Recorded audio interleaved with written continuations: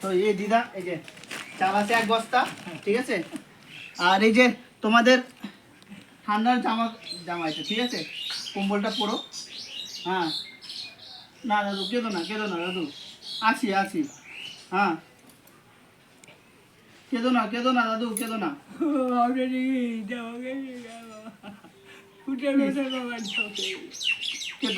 কেঁদো না। আর এই যে তোমাদের এই যে এখানে চাল আছে, মুড়ি আছে, দিদা এই শাড়ি তুমি পরো, ঠিক আছে।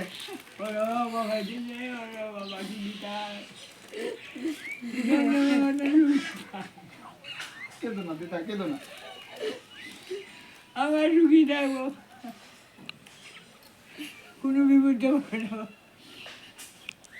কেঁদো না, আসবো আমি। হ্যাঁ, আমি আবার আসবো। আমি শিলিগুড়ি থেকে এসেছি একমাত্র তোমাদের ভিডিও দেখে। তো দর্শকরা দেখতেই পারছেন ফ্যামিলিটার অবস্থা খুবই খারাপ। আমি ভিডিও দেখে আমি এসেছি, আর থাকতে পারলাম না।